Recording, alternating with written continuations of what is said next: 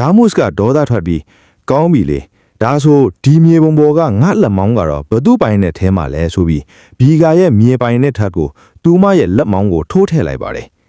်အဲ့ဒီချိန်မှာဗီဂါကသူမရဲ့လက်ကောက်ဝစ်ကိုစက်ခနဲ့ဖမ်းဆွဲလိုက်ပြီးဘသူဟာလဲလို့မေးတာလားဒါငါအပိုင်ပေါ့လို့ပြုံးပြီးဖြေလိုက်ပါတယ်ကာမုစ်ကနင်းဘဲเจ้าကိုပြောနေတာလဲငါကဘယ်လိုလုပ်မင်းအပိုင်ဖြစ်မှာလဲနင်းကဘာလို့ငါ့ကိုလာကင်ထားတာလဲလို့ပြန်អော်တော့ဗီဂါကဓားမြောင်တစ်ကြောင်းကိုထိုးလိုက်ပြီးငါကနင်းကိုငါအပိုင်လို့မပြောပါဘူးနင်းရဲ့လက်မောင်းကငါအပိုင်လို့ပြောတာလို့မျက်လုံးချင်းစုံပြီးလက်ကိုဖြတ်တော့မယ်ပုံစံနဲ့အေးဆက်ဆက်ပြောလိုက်တဲ့အခါမှာတော့ကာမုစ်တယောက်ကြောက်လန့်တကြားဖြစ်သွားရပါတော့တယ်ဟျူဂိုနဲ့အဒေါ့ဖ်မော့အပါအဝင်ဘန်နတိန်ဘယ်ရီမိုးလေထိုမြင်းကွင်းကိုကြည့်ပြီးထိတ်လန့်တကြားချစ်သွားကြပါတယ်မင်းရဲ့လက်မောင်းကိုငါပိုင်တယ်လို့ပြောနေတာလေဗီခါရဲ့ခံစားချက်ကင်းမဲ့တဲ့စကားသံကြောင့်ကာမူးဟာကြောက်လန့်တကြားအော်ဟစ်ပါတော့တယ်ဘာအာဦးလေးကဲပေါင်းသူမရဲ့အော်ဟစ်တန်ကြောင့်မော့မျိုးနွယ်စုရဲ့ဒုတိယခေါင်းဆောင်ဟာချက်ချင်းဆိုသလိုရောက်ရှိလာပြီးဗီခါကိုဟန့်တားလိုက်ပါတော့တယ်ဒီလူမိုက်လေးငါတူမနာကနေအခုချက်ချင်းဖယ်ဆန်းသူဟာဗီခါကိုဒေါသတကြီးကြီးမောင်းနေပေမဲ့ဗီခါကတော့အေးဆေးတည်ငြိမ်နေသေးပါအာဦးလေး तू ကျမလက်ကိုဖျက်ထိဖို့ကြိုးစားနေတာမိန်းမလေးကတုံတုံရင်ရင်နဲ့တိုင်တောနေချိန်မှာပဲအဒေါ့ဖ်မော့ကဘာသဘောလဲလို့ဒေါသတကြီးမေကွန်းထုတ်လိုက်ပါတယ်ထိုချိန်မှာပဲဟျူဂိုက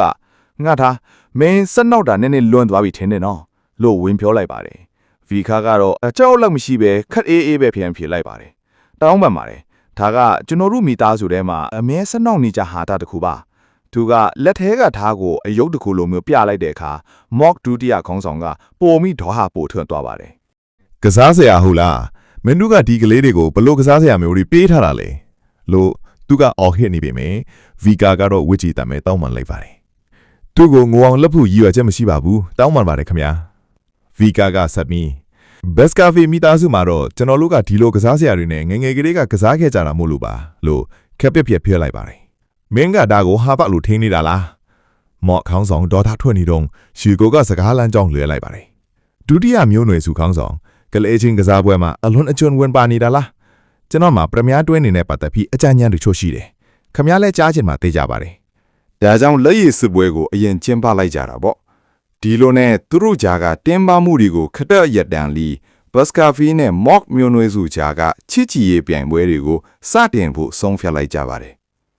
ဒီပြိုင်ပွဲဟာအသက်၈နှစ်ကနေ15နှစ်ကြာကလေးတွေရှင်ပြိုင်ကြတဲ့ပွဲဖြစ်ပါတယ်၈နှစ်ရွယ်ကလေးတွေကတော့မာနာအာယုံခံစားမှုအဆင့်ကိုပဲရှင်ပြိုင်ကြပြီမဲ့လူတိုင်းစိတ်ဝင်စားတာကတော့15နှစ်အရွယ်ရဲ့တိုက်ပွဲပဲဖြစ်ပါတယ်ဒါပေမဲ့ဒီနှစ်မှာတော့လူတိုင်းရဲ့အာယုံကတဏှာတဲ့ကိုပဲရောက်နေပါတယ်အဲ့ဒါကတော့မော့မျိုးနွယ်စုရဲ့ပါရမီရှင်မော်ဇီယာမခါမူးနဲ့ဘတ်စကာဗီရဲ့ဓာပါရမီရှင်ဗီကာဗန်ဘတ်စကာဗီတို့ရဲ့တိုက်ပွဲပဲဖြစ်ပါတယ်အစင်သင့်ပြင်ထားလိုက်ငါအစွမ်းကိုရော့ရှော့မပေးမှာမဟုတ်ဘူးနော်လို့ခမ်းဘူးကဗီကာကိုစင်ခေါ်လိုက်ပါတယ်သူမကစကားပြောပြီးသားနဲ့မော့အစွမ်းတွေကိုထုတ်ဖော်လိုက်ပါတော့တယ်ဒါက quadra casting လားကြည်နူသူတွေအကုန်အံ့ဩသွားကြပါတယ်15နှစ်အရွယ်မောဆရာတယောက်အတွက်ခက်ခဲတဲ့မောပညာလေးခုကိုတပြားရီနဲ့တုံပြလိုက်တာပါဒါပေမဲ့ဗီကာကတော့ပြုံးတုံတုံနဲ့ပြောလိုက်ပါတယ်မင်းရဲ့မောပညာတွေကတော်တော်လေးတော့လှပါတယ်ဒါပေမဲ့တခုတည်းကိုပဲအာယုံဆိုင်ရင်ပိုမကောင်းဘူးလားမင်းကဘာသိလို့လဲမော်ပညာကြောင့်ဘာမှမသိတယ်ငတုံးငယ်ကာမူးကဒေါသတကြီးနဲ့တဲနေရမော်ကိုတုံးပြီးဗီကာကိုပိတ်ဆို့လိုက်ပါတယ်ဒါပေမဲ့လူတိုင်းအာနောသွားအောင်ပဲဗီကာကအဲ့ဒီတဲနေရန်ကိုအလွယ်တကူပဲဖတ်ကြော်ဝန်းရောက်သွားပါတယ်ဒါကစက်တမြက်ကရတဲ့ပါစကာဗီယိုရဲ့စွမ်းလာလားကာမူးတယောက်ကြောင်သွားတဲ့ချိပါပဲဗီကာကသူမရဲ့နဖူးကိုလက်ညှိုးနဲ့တောက်လိုက်ပါတော့တယ်အာဘာလို့ငွဲ့ကိုတောက်လိုက်တာလဲငွဲ့ကိုအထင်သေးတာလားလို့သူမကရှက်ရှက်နဲ့ပြောလိုက်ပါတယ်မင်းနဖူးနည်းနည်းနာသွားလိမ့်မယ်ထင်တယ်အချင်းတွေပိုဆိုးမလာခင်ဒီမှာတင်ရက်လိုက်ရအောင်လားလို့ဗီကာကအေးအေးဆေးဆေးပဲပြောလိုက်ပါတယ်မရက်နိုင်ဘူးတဲနေရန်အလွှာနှစ်ထပ်ကာမူကအရှုံးမပြေပဲအလွှာတွေထပ်တိုးလိုက်ပါတယ်ဟာအခုတော့မင်းကြော့ဖြတ်နိုင်မှာမဟုတ်တော့ဘူးဆိုပြီးကာမူကထပ်ပြီးတိုက်ခိုက်ပါတယ်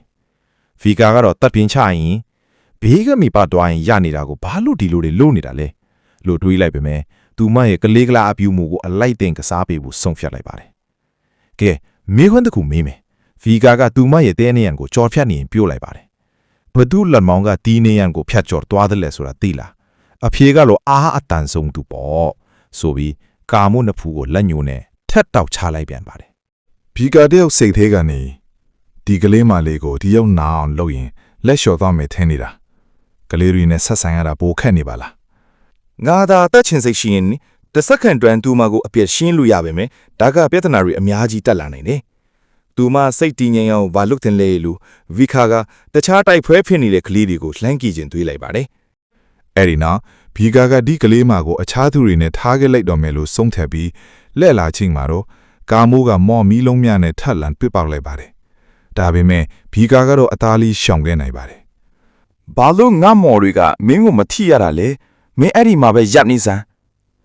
ကာမှုတယောက်ဒေါသတကြီးနဲ့နှုတ်ထက်တိုက်ခိုက်ဖို့မော်ဆွမ်းအားကြီးတစ်ခုကိုပြင်ဆင်လိုက်ပါတော့လေ ထိုချိန်တစ်ဖက်ဘေးကတိုက်ဖွဲကလည်းပြင်းထန်လို့နေပါတယ်ဒါကိုရောမင်းခုတ်နိုင်ဦးမလားကြည့်ကြတာပေါ့ဆိုပြီးမော်ပင်ကာကိုအယူအမူတုံးနေတဲ့မော်စရာနဲ့မော်ပင်ကာကိုခုတ်ဖြတ်နေတဲ့ဓာတ်သမားတိုက်ခိုက်နေကြပါတယ်ထိုချိန်မှာပဲဘီကာကမင်းခုခံမော်တစ်ခုခုကိုအသင့်ပြင်ထားတဲ့တယ်နော်လို့သူမကိုသတိပေးလိုက်ပါတယ်အဲ့ဒီနော်ဟာမဟုတ်ဘူးရက်လိုက်တော့လို့ရှူကိုနဲ့မော့တို့ဝိုင်းအောင်နေချင်းမှာမဲ့တစ်ဖက်တိုက်ဖွဲကမော်မီးများကြောင့်ကြီးမားတဲ့ပောက်ခွဲမှုကြီးတစ်ခုကာမှုနားမှာဖြစ်ပေါ်သွားပါတော့တယ်မော့မြူနယ်စုရဲ့ပါရမီရှင်မလေးကာမှုတယောက်ဖြက်စီးခြင်းမိတောက်တွေကြားထဲမှာအဝတ်အစားတွေအားလုံးလောင်ကျွမ်းသွားပြီးအရှက်ရဟုတ်အခြေအနေနဲ့ကြုံနေရပါတယ်ဒါဦးလေးရအတန်းလားငါဘာလုပ်တင်လဲဒီအတိုင်းမိခိုးတွေဆင်သွားရင်တော့ငါကိုလူတွေမြင်သွားကြတော့မှာပဲတယောက်ယောက်ကူညီပါလို့သူမစိတ်แท้ကနေအသေးအတန်အော်ဟစ်နေမိတယ်အဲ့ဒီအချိန်မှာပဲမြူကိုတွေကြားထဲကနေဗီကာရောက်လာပြီးသူ့ရဲ့ဝိတ်ယုံကိုကာမှုစီဖိပေးလိုက်ပါတယ်ဒါကိုအခုလောလောဆယ်ဝတ်ထားလိုက်လို့ဗီကာကအေးဆက်ဆက်ပြောလိုက်တဲ့အခါကာမှုကအံ့အားသင့်ပြီးနင်းကဘာလို့မင်းရဲ့ရန်သူကိုကာကွယ်ပေးနေရတာလဲလို့ပြန်ပြောလိုက်ပါတယ်ဗီကာကနင်းဒီတိုင်းဆိုအဆက်ကွဲတော့မှာမို့လို့ပေးတာငါဝိတ်ယုံကိုပြန်ယူရမလားလို့ခက်ပြက်တုံ့ပြန်လိုက်ပါတယ်ကာမှုတယောက်ဗီကာရဲ့လူရဲ့ကြောင်သွားပြီးဒီအယူကဘာလို့ငါ့ကိုဂယုဆိုင်နေတာလဲလို့တွေးနေမိချိန်မှာပဲဗီကာရဲ့လက်မောင်းကနေတွေးတွေစီးကြနေတာကိုမြင်သွားပါတယ်ဟေးနင်းလက်မောင်းမှာတွေးတွေထွက်နေတယ်လို့သူမကစိုးရိမ်တကြီးအော်ပြောလိုက်မိပါတယ်ဗီကာကတော့သူ့ရဲ့ဒဏ်ရာကိုကြည့်ပြီး sticks မြစ်ထဲမှာတမ်းမအောင်လှုပ်ထားတဲ့ငါခန္ဓာကိုယ်ကိုတောင်ဒဏ်ရာရစေတာလားဒီငတုံးဓာသမားရဲ့ဓာပေါ်မှာရှင်းအဝါကတော်တော်လေးကြံနေသေးတယ်လို့စိတ်ထဲကနေရေလွတ်နေမိပါတယ်ပွဲကြည့်စင်ပေါ်ကလူတွေကတော့ဒီတိုက်ခွဲမှာဘသူနိုင်လဲဆိုတာဝေခွဲမရခင်နေကြပါတယ်မော့ကရဲ့သမီးပြိုကလဲကျနေပေမဲ့ဘတ်စကာဘေးရဲ့ကလေးကတွေးထွင်နေတာပဲဒါပေမဲ့ကြည်စမ်းမအောင်သူ့ရဲ့ကြွသားတွေကရှစ်နှစ်သားလို့တောင်မယုံနိုင်စရာပဲလို့ပရိသတ်တွေကတီးတော့ပြောဆိုနေကြပါတယ်တိုက်ပွဲအပြီးမှာတော့မျိုးနွယ်စုကောင်ရှူကိုကဗီကာကိုခေါ်ယူတွေ့ဆုံဒီမော့မျိုးနွယ်နဲ့တိုက်ခိုက်ရတာဘယ်လိုလဲလို့မေးလိုက်ပါတယ်ဗီကာကစိတ်ဝင်စားဖို့ကောင်းပါတယ်မော်ဆီယာနဲ့တိုက်ခိုက်ရတာဒါသမားအချင်းချင်းတိုက်ခိုက်ရတာနဲ့မတူဘူးဆိုတာသိလိုက်ရတယ်လို့ပြန်ဖြေလိုက်ပါတယ်ဒါပေမဲ့ဟျူကိုကမျက်မှောင်ကျပြီးဒါဆိုဘာလို့ရလိုက်ကိုပြက်သားမလုပ်ခဲ့ရလဲလို့ထပ်မေးလိုက်တဲ့အခါဗီကာကကျွန်တော်မင်းကလေးတယောက်ကိုဘလို့ကြိုက်တွေ့ရမလဲဆိုတာဝေခွဲမရဖြစ်သွားလို့ပါလို့လိန်ညာပြီးဖြေလိုက်ပါတယ်ဟျူကိုကတိုက်ပွဲမှာအာယုံလွတ်တာကဒဏ်ရာရဖို့ပဲရှိတယ်အဲ့ဒီဒဏ်ရာကိုသင်ခန်းစာအဖြစ်မှတ်ထားလိုက်လို့ပြောလိုက်တာကြောင့်ဗီကာတယောက်ရှူကိုကငါ့ကိုစူးရင်နေတာလားလို့တော့အံ့ဩသွားမိပါတယ်ဗီကာရဲ့အသက်မမြန်ပြမှာတော့ရှူကိုဟာအမြဲတမ်းအေးဆက်ပြီးစီကန်းကြီးလွန်းတဲ့အပြင်ရက်ဆက်ကြမ်းကြိုသူတယောက်ပါရှူကိုရဲ့ဇယိုက်တွေဒီလောက်ထိစိုးဝါးသွားရတဲ့အကြောင်းရင်းကလည်းသူ့ရဲ့ပထမဆုံးဇနီးနဲ့သမီးကြီးကိုဆုံးရှုံးခဲ့လို့ကြားမိတယ်ဒါပေမဲ့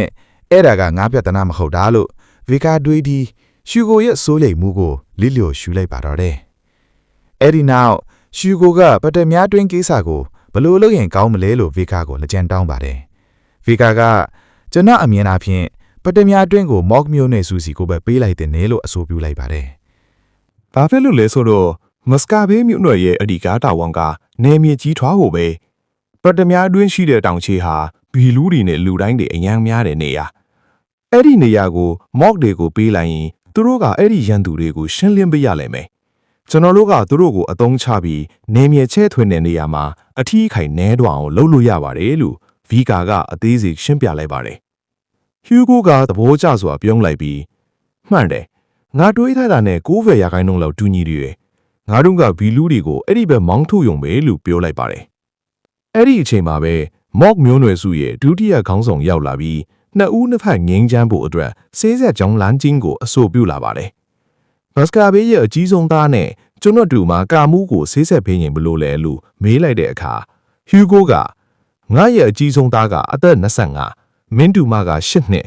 19နှစ်တောင်ကွာနေတာနော်လို့ပြန်ပြောလိုက်ပါတယ်။ ဒါပေမဲ့ကာမူးကရုတ်တရက်ဖြတ်ပြီးကျမအမိထက်အားနေတဲ့သူကိုဘယ်တော့မှလက်မထပ်ဘူးပြီးတော့အသက်အရွယ်လဲတူတူပဲထိရမယ်လို့ကြင်ငါလိုက်ပါတယ်သူမကဗီဂါဘတ်ကိုလှည့်ကြည့်ပြီးကျမလို့ပြောဖို့ကြိုးစားနေတဲ့အချိန်မှာပဲမော့မျိုးနွယ်ကလူကြီးကသူကဗန်ဆိုတဲ့မျိုးရိုးအမည်ပဲရှိတာသူကရေကန်ထဲကငားလေးတစ်ကောင်ပဲထင်မှာပါလို့နှိမ်ချလိုက်တာကြောင့်ဗီဂါတယောက်အတော်လေးဒေါသထွက်သွားပါတယ်နောက်ဆုံးမှာတော့ဟျူဂိုကဒါမင်းရဲ့သဘောထားကဘလို့လဲလို့မေးလိုက်တဲ့အခါဗီဂါကလူတိုင်းကိုပါဇက်အဟောင်းသားဖဲ့သွားစေမယ်လက်ခံနေဆိုတဲ့စကားကိုပြက်ပြက်သားသားပြောလိုက်ပါတော့တယ်နောက်ထပ်အပိုင်းတွေနဲ့အခြားသောစိတ်ဝင်စားရာ manga recap အသစ်တွေကိုစောင့်မျှော်ကြည့်နိုင်ရန်ကျွန်တော်တို့ MAG Recap YouTube Channel နဲ့ Facebook Page တို့ကို Subscribe နဲ့ Follow လုပ်ရသေးရင်လုပ်ခဲ့ဖို့တောင်းဆိုခဲ့ပါသည်ကျွန်တော်တို့ manga recap တွေအားပေးတဲ့တယောက်စီးတိုင်းကိုအထူးဝင်ကျေးဇူးတင်ရှိပါတယ်နောက်ထပ်အပိုင်းတွေမှာပြန်လည်တွေ့ကြရအောင်ဗျာ Prof ကတော့ OY မင်းစွာနဲ့မင်းဘောက်လုတ်အတူတူပဲဖြစ်လိမ့်မယ်မင်းရဲ့ဓာတ်ကငါရဲ့တိုင်းကိုဘယ်တော့မှဖောက်ထွက်နိုင်မှာမဟုတ်ဘူးလို့အော်ပြောလိုက်ပါတယ်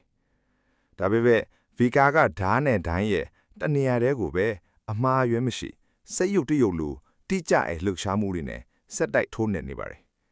အဒေါ့ဖ်ကလည်းစိတ်ထဲကနေသူ့ရဲ့အာယုံစူးစိုက်မှုနဲ့ဓာတ်တိုင်းကတော့အထင်ကြီးစပါပဲဒါပေမဲ့ဓာတ်ကနယံကိုခေါင်းနဲ့စောင့်နေသလိုပဲမင်းရဲ့ဓာတ်နဲ့ငါတိုင်းရဲ့ခံနိုင်ခြင်းကိုမင်းထက်တွက်တင်တယ်